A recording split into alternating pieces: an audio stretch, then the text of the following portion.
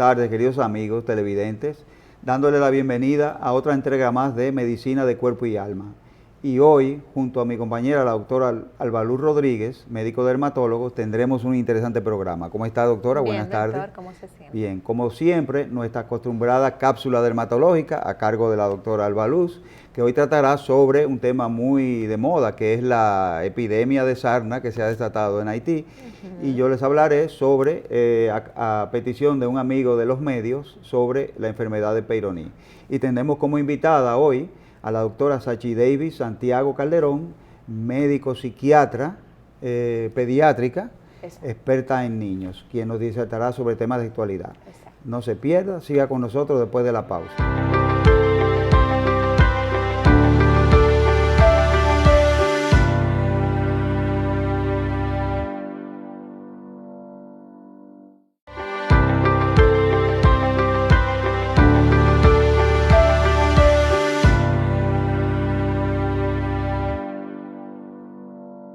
Buenas tardes, estamos aquí en Medicina de Cuerpo y Alma y en la tarde de hoy vamos a hablar sobre la sarcoptosis o sarna, que es una enfermedad, ¿verdad?, que vimos que durante la Semana Santa se envió en los medios digitales la información de que en Haití había un brote de una enfermedad muy contagiosa que afectaba la piel y que tuviéramos cuidado con esta situación porque podía llegar al país y que era muy peligrosa.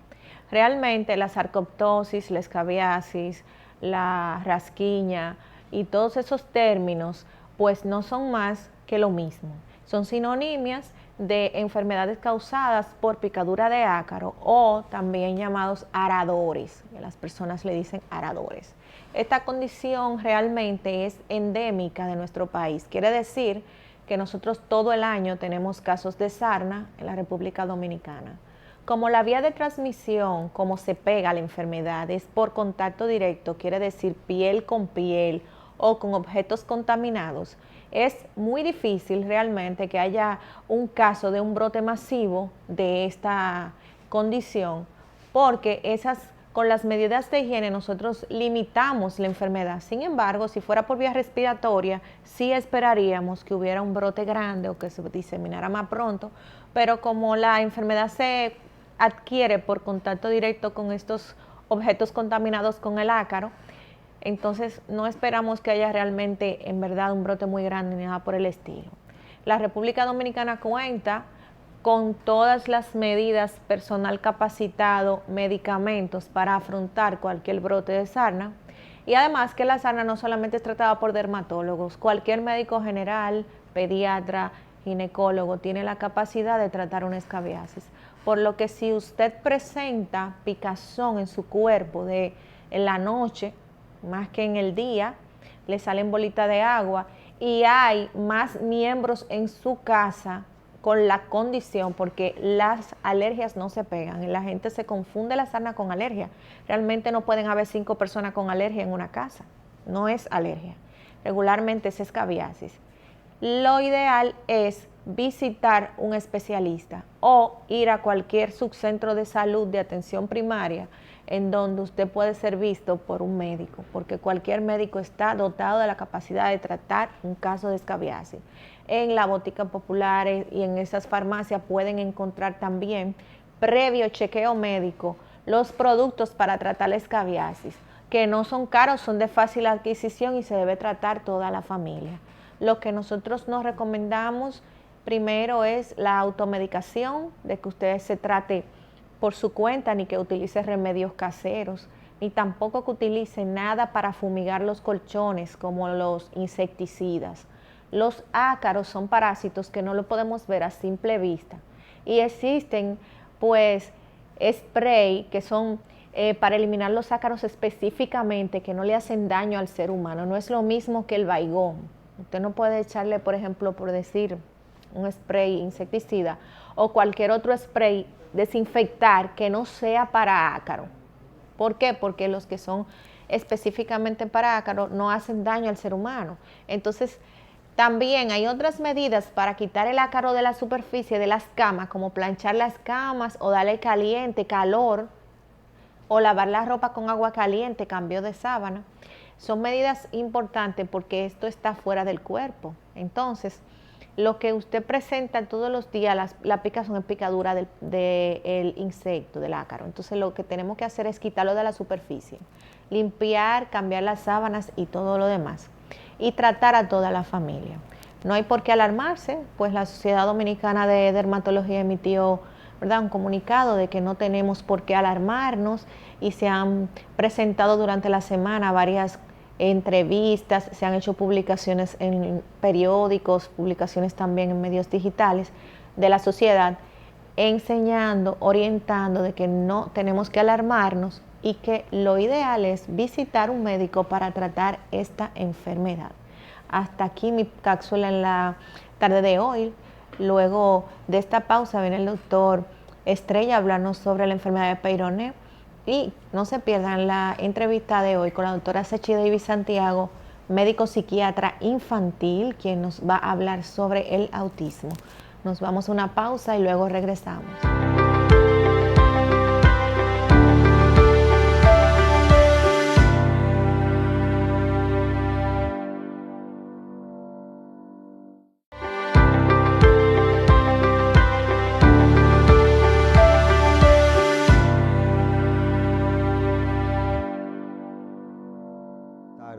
Y prosiguiendo con el contenido de nuestro programa, seguimos con nuestra cápsula urológica. Hoy, a petición de un amigo que nos sigue en los medios, hablar de la enfermedad de la Peyronie. Perdón. ¿Por qué se llama así? Se llama así en honor a un médico graduado de barbero y cirugía en los años de 1700, en los inicios de 1700, porque ese era el título que se le daba, barbero cirujano, que era el médico de Luis XIV, del rey de Francia. No se sabe si esta enfermedad era el mismo doctor de la Peyronie, François de la Peyronie, que la sufría, o era el rey Luis XIV, pero está descrita desde 1723 por ahí aproximadamente.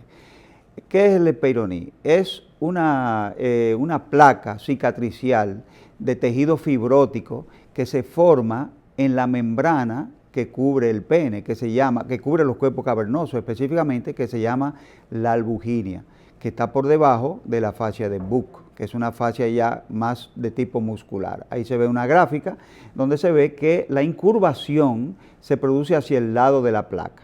La incurvación solamente se produce cuando el pene está en estado de erección. Cuando está flácido, el pene puede verse derecho a menos que sea ya una fibrosis muy avanzada y que abarque una gran parte de la capa albuginea y puede producir una lesión que se llama emportaservilleta, que eran aquellos aros donde se metía la servilleta.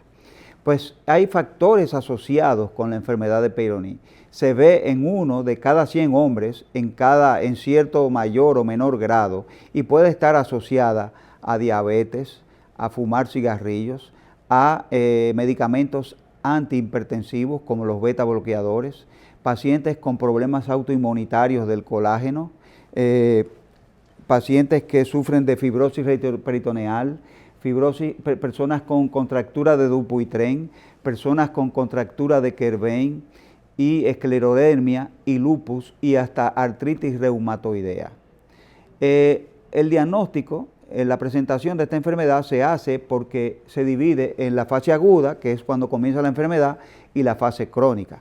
Claro, el paciente se presenta cuando tiene la fase aguda, que cursa con dolor y muy poca incurvación, y a veces no se palpa ningún endurecimiento a lo largo del pene, del trayecto del pene. Esta fase, que es dolor en la erección, suele durar aproximadamente entre 3-4 semanas hasta 12 y 18 meses, y luego pasa a la fase crónica. Es en la fase aguda donde los resultados donde los tratamientos tienen mejor resultado. ¿Cuáles son los tratamientos que se usan? Bueno, van dependiendo del grado de incurvación. Generalmente un paciente que llega, que tiene poco tiempo y que tiene menos de 30 grados de angulación, la incurvación, ese paciente se le deja evolucionar y se trata conservadoramente. Pero cuando ya los pacientes tienen problemas de erección, problemas que la curvatura es tan grande que le impide el coito y que esa curvatura es mayor de 30 grados, entonces se va al tratamiento ya más intensivo y más invasivo. Los tratamientos van desde, en Estados Unidos se usó un medicamento mucho tiempo que es una parte del complejo B que se llama el ácido para-aminobenzoico, que se conocía bajo PAVA, y se daban de 3 a 5 gramos de este medicamento al día. También se usa la colchicina, la vitamina E, sustancias antioxidantes, complejos vitamínicos que tienen antioxidantes. Se usa las ondas de choque, como vemos en una gráfica. Es un aparatico especializado que produce ondas de choque de baja intensidad, que son las mismas que se usan para romper las piedras. Este tratamiento está de moda, es poco invasivo y aparentemente si se trata en las etapas iniciales, este tratamiento da buenos resultados. Es bueno decir también que hay que evitar la cirugía, porque muchas veces la misma cirugía de remover la placa causa disfunción eréctil. Y entonces hay que esperar que el paciente ya se haya estabilizado y que no en un periodo de 6 meses no haya habido una regresión.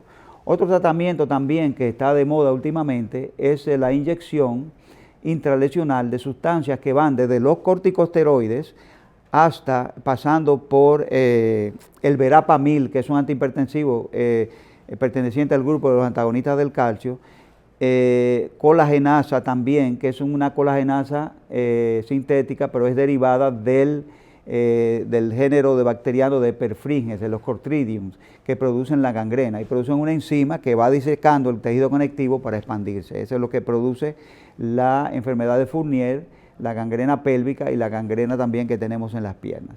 Y ustedes ven que ese principio se aprovecha para inyectar intralesionalmente este medicamento.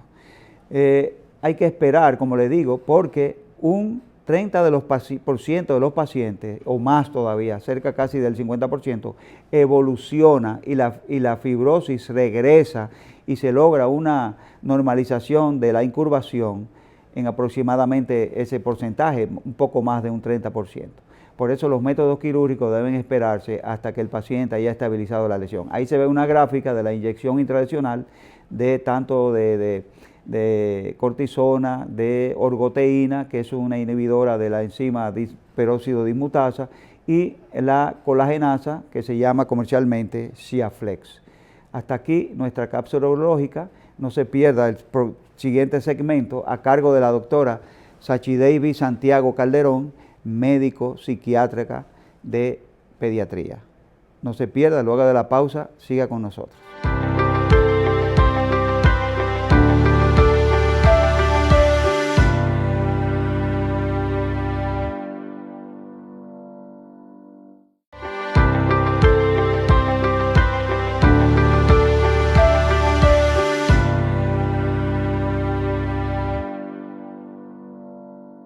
Buenas tardes, queridos amigos. Y siguiendo con nuestro programa, tal y como habíamos anunciado, tenemos hoy con nosotros la doctora Sachideivis Santiago Calderón, médico psiquiatra infantil, quien trabaja en múltiples centros aquí en Santo Domingo, también en el Robert Rick Cabral, encargada del Departamento de Psiquiatría Infantil.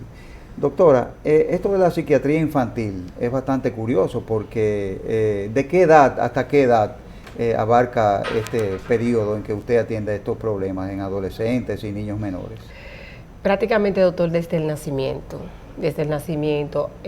Ahora, hay que tomar en cuenta que nosotros lo que nos formamos como psiquiatra infantil en este país, nosotros tenemos que tener primeramente de base la especialidad de psiquiatría de adultos, o sea que nosotros prácticamente atendemos para toda la vida, desde el nacimiento hasta ya la última edad, porque realmente tenemos que tener esta especialidad de base, psiquiatra de adulto, para luego entonces podernos formar como psiquiatra infantil. Es como el prerequisito de entrar a la residencia de psiquiatría infantil de República Dominicana. Ok, muy interesante. Y usted mencionó que hasta desde el nacimiento, ¿qué trastorno puede tener un niño recién nacido? Mire, doctor, puede tener problemas del apego, puede tener problemas de ansiedad, pueden tener más problemas adaptativos por los cambios.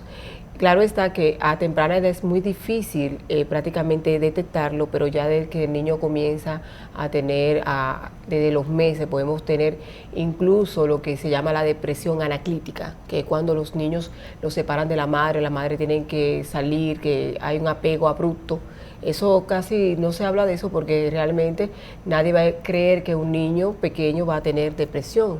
Y nosotros tenemos en nuestra consulta niños hasta con 2 años con ansiedad generalizada, que tú dices, ¿cómo tú vas a tener un niño con ansiedad generalizada? Con 2 años, claro que sí, hasta medicado, tratado con terapeutas. Nosotros tenemos niños desde temprana edad cuando los padres identifican síntomas importantes en ellos, que muchas veces, claro está, si son padres que están muy conectados con el tema de la salud mental, porque hay unos que lo justifican, dicen, no, eso es ñoñería, eso se le va a pasar, o sea, buscan muchas, vamos a decir, excusas para evitar, porque realmente la salud mental es un estigma de que la persona entiende que salud mental es la persona que tienen pérdida de su realidad, de esa persona que la ven en la calle, ya deambulando, desamparado. Pero la salud mental no se trata de eso. Salud mental se trata de desarrollo, se trata de autismo, trata de TDAH, de ansiedad, problemas de sueño, problemas de aprendizaje. O sea, es mucho que abarca la psiquiatría desde temprana edad, que la gente solamente entiende psiquiatra loco, y no es así. No es así.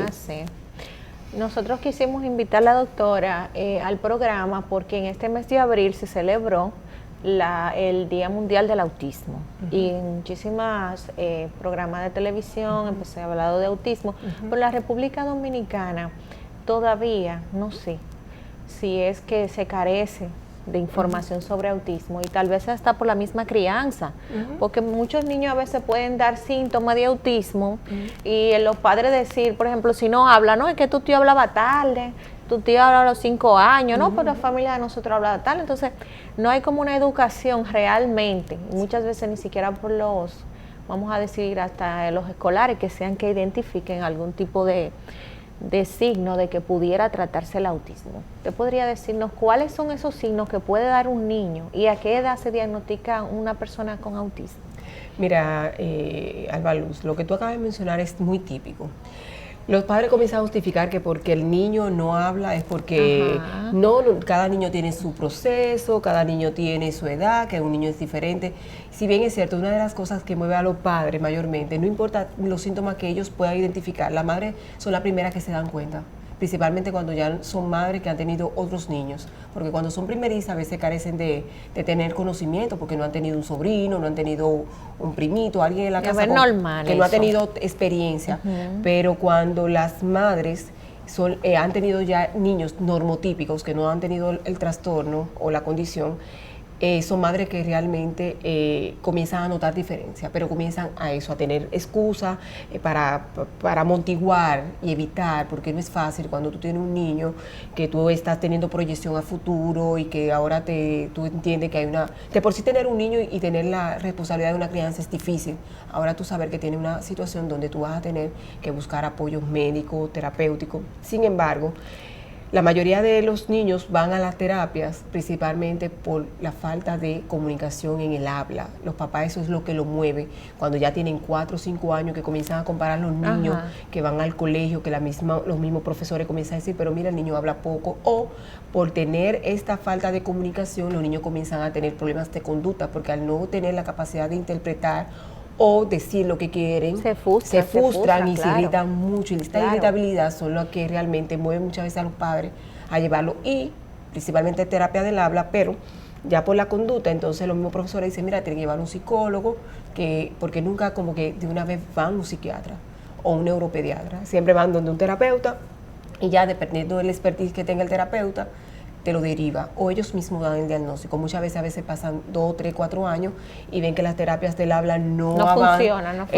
funcionan, entonces como que ya el mismo terapeuta o el mismo padre ve que no tiene resultado en el trabajo que están haciendo, entonces busca otras alternativas, busca otras opiniones. O muchas veces, a veces se le da el diagnóstico, como un caso reciente que yo tengo, que me llamó hace poco una madre. Yo le di el diagnóstico a su niño de 2 años, con diagnóstico y todo, y con papeles que se le dio también en el hospital, que una psicóloga de desarrollo le hizo también el diagnóstico para saber la funcionalidad que tiene el niño. Sin embargo, el niño ya tiene 7 años y ahora fue que ella cayó.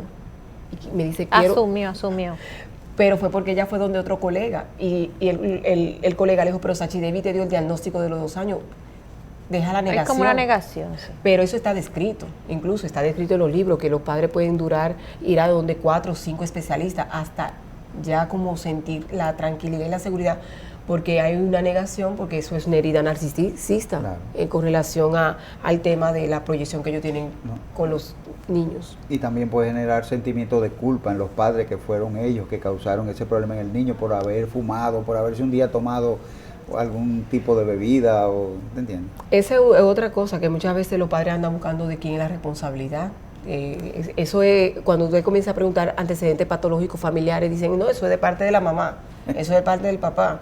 O muchas veces eso que usted dice, a veces hay madres que son muy honestas y sinceras y sienten esa culpa, piensan que por haber tomado ciertas decisiones o haber evitado ciertas rutinas que eran normal dentro de su embarazo, piensan que eso pudo haber sido, aunque sabemos que la causa es multifactorial, no hay una causa específica, aunque la única sine qua non es que haya un padre añoso, es la única como que está comprobada. ¿Un padre? Añoso, de el papá que sea de edad avanzada. Ah, ok. Es lo único, pero hay múltiples, pero no podemos decir, esta es la causa. Doctora, hay muchísimos niños con autismo. ¿Qué es lo que está pasando? ¿El autismo está más frecuente ahora o antes no se diagnosticaba? ¿O ahora es que la gente se está preocupando? Porque realmente el autismo ahora es muy frecuente. Hay muchos niños que están presentando la situación de autismo. Pero antes no se escuchaba tanto hablar de autismo. Yo misma pensaba que el autismo solamente era de los varones, en mi caso. Realmente, mira, Alba Luz, de eso todavía estamos, ahora mismo sabemos que hay una incidencia, una demasiada alta, sí. pero todavía no sabemos qué es lo que puede estar provocando. Sabemos las causas que están ya establecidas, la parte genética, la parte ambiental que tiene que ver con factores propios del parto, propio del embarazo, la falta de ácido fólico, sufrimiento fetal, bajo peso al nacer, problemas durante el embarazo, pero la incidencia que tenemos ahora, que ha sido como tú dices, no hay hasta ahora como algo que nos puede explicar a nosotros por qué ha aumentado tanto. También hay que tomar en cuenta que hay una población que está más educada, estos medios como se han dedicado a psicoeducar a la población. También hay más especialistas, hay personas que se han estado preparando para identificar, exacto, porque antes, ¿qué pasa? Cuando tú tenías un niño con una condición X, ya la gente lo asumía y decía, ya me tocó esto, y tenemos un niño especial. A veces ni siquiera le tenían nombre, solamente. ¿Cuántos niños autistas que tienen quizá 30, 40 años, ahora sabemos que es el diagnóstico? Porque todo lo encasillábamos en una discapacidad intelectual, claro, en un retraso mental, como se le llamaba antes. No, y a veces, muchas veces, que nosotros hemos visto, hay padres que dicen, no, que tú no lo estás criando bien, eso está ñoñado, tú encárgate de eso. Si te hacían una rabieta o cualquier cosa, no podían identificar tal vez que era una situación que el niño podía tener, sino que o decían que es muy necio, que es muchacho muy fuerte, que no. Sí. Y así sucesivamente las enfermedades psiquiátricas, no solamente el autismo, sino también el TDAH, que se mueve demasiado, que ese muchacho no lo aguantamos, que lo mandamos para de una abuela, que sé yo qué, no lo llevaban a evaluarse a ver si era verdaderamente que había un problema que el niño tenía. No, y que acuérdate que también antes los profesores tenían más autoridad sobre los niños, donde los padres tenían más flexibilidad de que si un profesor tenía que jalarle una oreja, de que si tenía que someterlo, o sea, no estamos hablando que eso estuviera bien, pero tenía como tenía más autoridad sobre los niños para someterlo. Pero ahora a un niño tú no le puedes ni hablar duro porque fácilmente un padre va y demanda al colegio, lo saca, claro. O sea, entonces los colegios también están menos tolerantes, entonces los profesores están más limitados. Y no estamos diciendo que el maltrato sea bueno, pero tenían quizás más seguridad en someter a un niño, aunque sea de manera de decirle, mira, Juan, te tienes que quedar ahí o tal cosa, pero un niño va con cualquier historia que los padres entienden que no es pertinente hacer, entonces hay problema. Hay problema. Ese profesor puede tener, vamos a decir, su trabajo en un hilo. Hasta lo sacan de la escuela. Sí, claro. Se habla de que la clasificación del autismo y otros grupos de enfermedades, de acuerdo al grado de pervasividad o de penetración de la enfermedad, del avance de la enfermedad en el cerebro del niño, se habla ya del espectro autista. ¿Cuáles son esas? Porque se habla de síndromes más leves, tanto en las niñas, el Asperger, el otro, en el varón. Y se trata de gente que son sumamente inteligentes. Funcionales, muy funcionales. Sí, lo que pasa es que en el DSM-4, al igual que el CIE-10, que todavía el CIE-10, claro, Es un tema de nomenclaturas y de cambios quizá diríamos, de su grupo, pero sigue siendo lo mismo. Lo único que cambió fue que el síndrome de Rett, que era dentro del espectro autista, ya eso lo dejaron como algo neurológico total, no está dentro del síndrome como tal, del espectro. Pero lo que hicieron fue que una clasificación que en vez de tener Asperger, autismo infantil, lo que era el desintegrativo, todo eso lo que hicieron fue que lo clasificaron en grado 1, 2 y 3, dependiendo de la funcionalidad. Ahora bien, se entiende que todo el Asperger tiene un alto funcionamiento, como que es súper dotado, claro, la mayoría, pero aparecen Asperger que son de nivel 1, que tienen un coeficiente intelectual medio. Muy baja también. O también puede ser bajo. Claro está que dependiendo de lo que tiene que ver la parte funcional de lo que es el lenguaje, la comunicación, la parte de la socialización y la estereotipia, todo eso está clasificado dependiendo de la funcionalidad de cada uno y se sabe que el nivel 1 es donde tienen mayor adaptación y tienen mejor funcionamiento, que muchas veces pasan desapercibidos. Ya cuando tienen problemas en la adolescencia es como que de ansiedad o depresión, es que muchas veces si un especialista se puede diagnosticar, que por lo regular lo del primer nivel me llega mucho a adolescentes. Hubo una película muy famosa, el Rayman, con Dustin Hoffman, que era un autista, que era un tipo genial, sí, era un genio en matemática y todo. Yo tengo, ahora me llegó a la mente, yo no soy muy de película, doctor, me ve en la película a mí, yo me duermo. Pero sí yo tengo, por ejemplo, casos de niños que son de alto nivel de funcionamiento, incluso hijos de colegas de nosotros, que son jóvenes, que son bastante de alto funcionamiento, brillante. O sea, son niños superdotados que cuando tienen un interés sobre un tema o sobre una ciencia, realmente usted habla con ellos, usted piensa que está hablando con un científico. Son niños bastante dotados. Esa película fue con Dustin Hoffman y creo que Tom Cruise, algo así. Y Tom Cruise era el hermano del paciente autista y tenía un carro, un Cadillac, un carro grande, convertible. Bueno, pues hay un señor que tiene un programa de televisión sobre carros y todos amantes de los carros, que localizó el carro y lo compró para su hija, que era una seguidora de Rayman, y se sale en las redes, se ve la foto del señor, que es un anciano ahora, con su hijita, que paseando en el carro que era de Rayman. Doctora, el autismo amerita intervención, no importa el grado que tenga. Me imagino que amerita siempre intervención. Siempre. Las terapias en estos niños, ¿realmente funcionan? ¿Se ve, hay cambio en un niño que ha sido tratado a diferencia de un niño que realmente no se le dé terapia? Muchos padres abandonan muchas veces o simplemente no pueden sustentar el alto costo que requiere realmente de tiempo, porque también el tiempo cuesta, dinero, tiempo y entrega en un niño. Entonces, me surge el cuestionamiento, ¿realmente vale la pena invertir el tiempo y lo económico en estos niños ya diagnosticados de autismo? Claro que sí, Alba Luz. Incluso te puedo decir que hay niños que tú las terapias son para que el niño tenga cambios en esas conductas que son inflexibles, esa conducta desadaptativa, ya sea del tema de la parte social, académica, cualquier área porque para las evaluaciones cabe destacar que el diagnóstico de autismo es clínico. Que es clínico. Nosotros el diagnóstico se da por los signos y síntomas que presenta el paciente, que te dicen los padres, lo que tú puedes evaluar, y también si nosotros tenemos alguna duda, necesitamos a veces la información del colegio, de cuáles son, porque el papá te puede decir desde su punto de vista, pero el colegio nos da mucha información que es donde el niño se desenvuelve y se desarrolla día a día. ¿No? Y los maestros, como tienen tanta experiencia, ¿verdad? Claro. Ellos se dan cuenta antes que los padres. No, y que también los maestros tienen la capacidad y que tienen otros niños como parámetro para poder medir diferencias y comparar.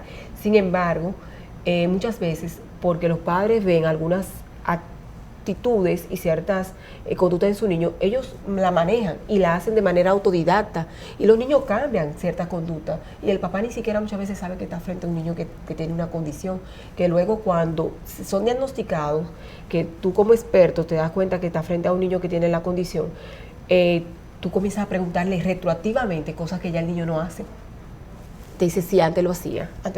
Y no quiere decir que por eso no tenga la condición, sino que simplemente ya es un niño que de una manera cotidiana los papás fueron manejando esos cambios. Pudo superar. Exactamente, entonces para eso también son las terapias. Entonces las terapias se dan para que esos temas que a los niños se les hace difícil manejar frente a ciertas circunstancias, entonces ellos puedan superarlo y muchas veces si tú tienes un nivel, ellos puedan pasar a otro nivel. Por ejemplo, los nivel 2 pueden llegar a un nivel 1. No dejan de ser autistas, pero su capacidad ya puede mejorar por ciertos cambios durante la terapia. El nivel 2 viene siendo más o menos el moderado. El moderado. El autismo moderado, porque sí. Es que los psicólogos a veces te dicen, está leve, está moderado. Sí, pero no, es el moderado. El 1 es el leve, el nivel 2 es el moderado, y el nivel 3 el grave, que es el más complejo y el más limitado realmente. Sí, donde ese niño, quizás el 3, es el único que quizás no va a tener una vida lo más funcional posible. Porque el 2 y el 1 pueden incluso pasar desapercibidos muchas veces. Bueno, estamos aquí en Medicina de Cuerpo y Alma. Vamos a una pausa comercial y en breve volvemos con nuestro segmento.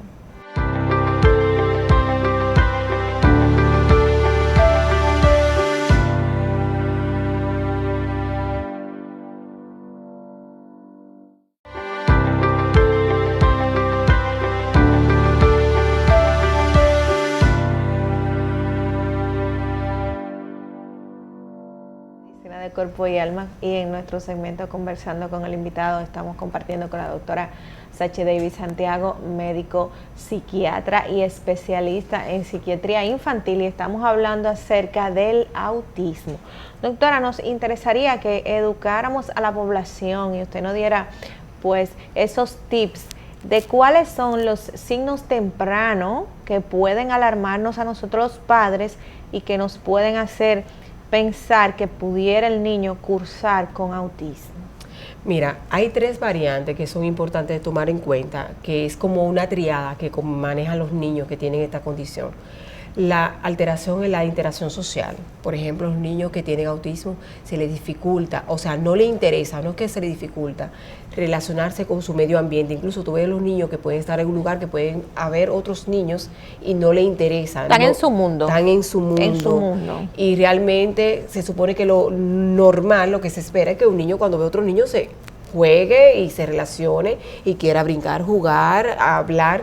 No, a ellos no les interesa. Incluso muchos niños pueden incluso tratar de persuadirlo para que ellos se integren, y realmente todo lo contrario, pueden que ellos se irriten porque no les interesa la interacción social. Son los niños que en el colegio, por ejemplo, los maestros muchas veces dicen, ese niño es muy tranquilo porque ese niño se queda sentadito. O sea, esa tranquilidad muy extrema durante la etapa también escolar es importante tomarlo en cuenta, porque un niño que va al colegio y no se relaciona con los demás, que es un niño que sí cumple con sus tareas, que con sus, vamos a decir, su función, pero realmente no le interesa relacionarse con el medio ambiente, hay que tomarlo en cuenta. También la parte muy introvertido. Introvertido. Pero no estamos hablando de un niño tímido, porque no es un niño tímido. Se le dificulta también tener lo que es contacto visual. Los niños con autismo no fijan la vista, no miran al rostro, y si lo miran es menos de 10 segundos, que se puede hasta contar. Realmente también son niños, por ejemplo, que tienen alteración en la comunicación. Son niños que pueden hablar en tercera persona. Son niños, por ejemplo, que su lenguaje es literal, o sea, tú no le puedes hablar sobreentendido, chiste, no le puedes hablar sarcasmo, no lo comprenden. El doble sentido no lo comprenden. También la parte del metaanálisis, ellos, por ejemplo, no tienen esa capacidad de leer el lenguaje corporal, o sea, tienen dificultad. Hay otros que tienen también retraso del habla, o sea, tienen la incapacidad no de comunicarse, sino de hablar. No son mudos. No tienen problema de que no son sordomudos. No tienen problema. Incluso oyen, pero no hablan. No hablan y entienden todo. Incluso su coeficiente intelectual puede ser intacto, porque son niños incluso que pueden realmente tener la capacidad de aprender un idioma solo, pueden tener la capacidad de ser autodidacta, de no tener problemas en la lectoescritura como tal. Entonces son niños realmente que esa triada hay que tomarla en cuenta. Claro está, los temas de la estereotipia, o sea, de la parte de la estereotipia, que son esas conductas repetitivas, donde los niños pueden jugar de una forma, que se obsesionan por un solo color, por una sola forma, un solo sonido. O sea, son niños que realmente se obsesionan por ciertas conductas que tú tienes que tenerla en cuenta. Ellos, por ejemplo, se obsesionan por mirar las luces, por mirar los abanicos. Son niños que, por ejemplo, tienen ciertas fijaciones, que eso hay que tenerlo en cuenta. Entonces, también eso tiene que ver con la alteración en los cambios. Si un niño, por ejemplo, con autismo, fácilmente dentro de la casa no tiene ningún problema porque es su entorno, pero cuando tú lo sacas a otro lugar, entonces son lugares donde hay irritabilidad, principalmente cuando van a la terapia. Me recuerdo que en esta semana una madre me decía, doctora, pero él no quiere, él hizo una rabieta con la terapeuta, y él es un niño que en la casa, digo yo, pero en la casa, porque es su entorno normal. Cuando ya sale a la parte social, que tiene que interactuar, ahí que viene realmente la alteración. Entonces, si el niño, cuando vuelva a la terapia, no es capaz de trabajar, entonces tenemos que valorar la medicación para cambiar, entonces bajar un poquito ese nivel de ansiedad y de irritabilidad para que pueda aprovechar la terapia.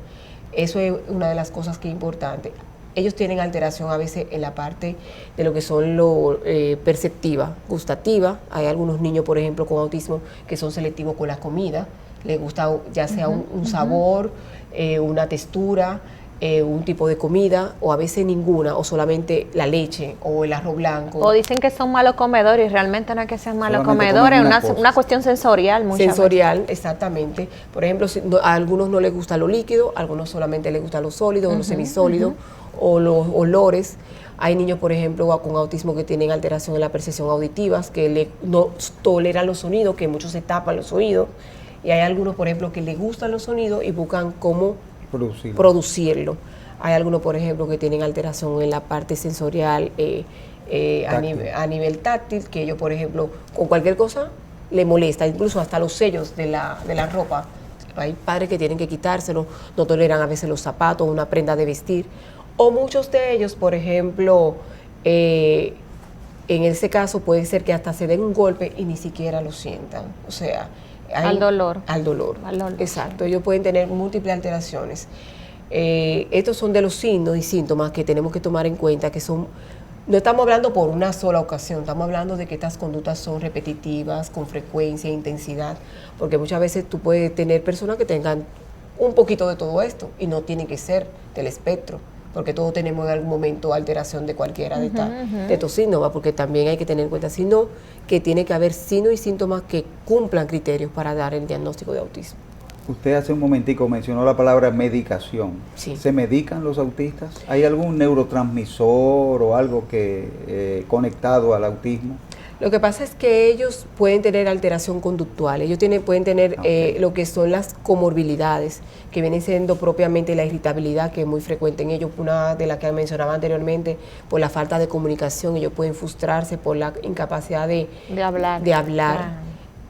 También es la única manera quizás también de ellos demostrar sus emociones, que a veces hay padres que no saben distinguir de una crisis a algo normal. Un niño, por ejemplo, que tenga un estado normal, es un niño que se va a alterar por situaciones específicas. Ahora, un niño que tenga una crisis, son niños que no importa la circunstancia, van a estar irritables, agresivos, van a ser niños poco manejables, entonces son niños ya nosotros tenemos que trabajar porque se le va a hacer difícil, no tanto en la parte familiar, sino en la parte social. Los profesores van a tener poca facilidad de manejarlo y muchas veces por eso tenemos que tratarlo.